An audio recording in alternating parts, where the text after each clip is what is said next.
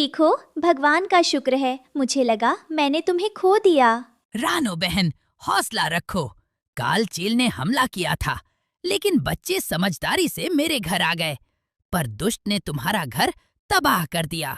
तभी अचानक आसमान में काले बादल छा गए, ठंडी हवाएं चलने लगी और देखते ही देखते मूसलाधार बारिश शुरू हो गई। रानो के पास अब सिर छुपाने की भी जगह नहीं थी। वो भीगते हुए अपने बच्चों को पंखों में छुपाने की कोशिश कर रही थी, पर पानी की बूंदें उन्हें भिगो रही थी। हे ईश्वर, मेरी गरीबी ही क्या मेरा सबसे बड़ा गुनाह है। अब इस तूफानी रात में मैं अपने बच्चों को कहाँ लेकर जाऊँ? बेघर रानो उड़ते उड़ते जंगल के एक ऐसे कोने में पहुंची जहां हरे भरे लंबे बांस के पेड़ उगे हुए थे। वो एक बड़े बांस के नीचे बैठ गई ताकि बारिश की सीधी बौछार से बच सके। वो लगातार रोए जा रही थी। तभी एक गहरी और गूंजती हुई पर बेहद सुरीली आवाज आई। रो मत रानो, तुम्हारे आंसू इस जंगल की मिट्टी को भारी कर रहे हैं। रानो चौंक गई। उसने डर कर इधर उधर देखा। कौन है यहाँ? कृपया हमें नुकसान मत पहुँचाना।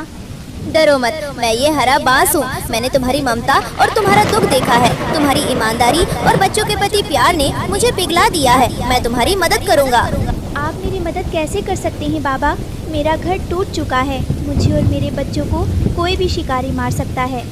रानो, मेरी सूखी हुई टहनियों और पत्तों को काटो, उनसे अपना घर बनाओ। मैं साधारण बांस नहीं हूँ, मैं एक जादुई बांस हूँ। जो भी दिल से सच्चा होता है, मैं उसकी ढाल बनता हूँ।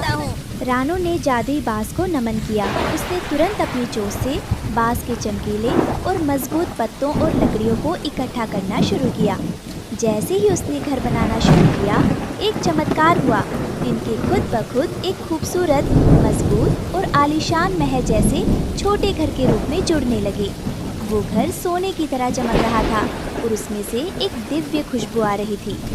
वाह माँ, ये घर तो कितना सुंदर है। इसमें तो बारिश का पानी भी अंदर नहीं आ रहा। रानो, ये तुम्हारा जादुई घर है। अब तुम्हें किसी चील या शिकारी से डरने की जरूरत नहीं है। अगली सुबह जब बारिश थमी तो पूरे जंगल में रानो के जादुई और आलीशान बांस के घर की चर्चा फैल गई। सभी पक्षी रानो के नए घर को देखने आए और उसकी किस्मत की सराहना करने लगे। तभी वहाँ कालू कौवा आया। वो स्वभाव से बहुत चालाक, लालची और जलनखोर था। इतना सुंदर घर देखकर उसकी आंखों में लालच उतर आया।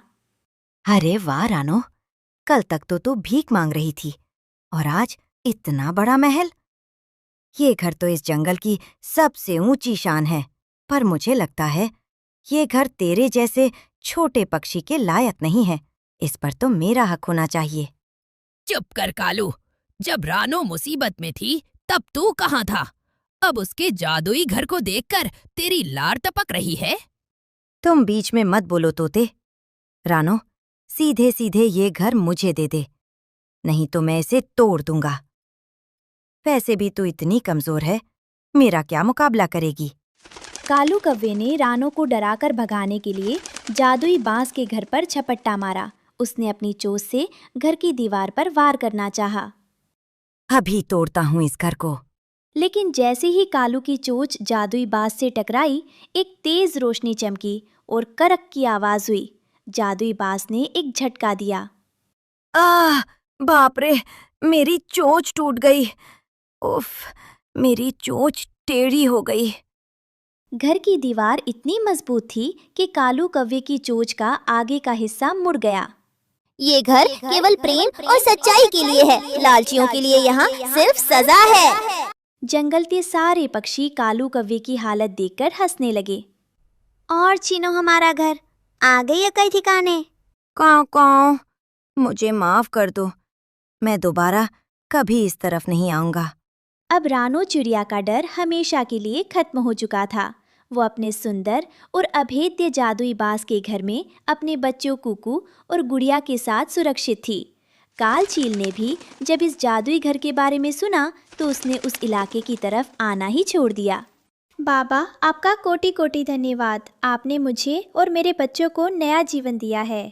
सदा सुखी रहो रानो। जहाँ हिम्मत और सच्चाई होती है, वहाँ ईश्वर खुद कोई न कोई रास्ता बना ही देता है।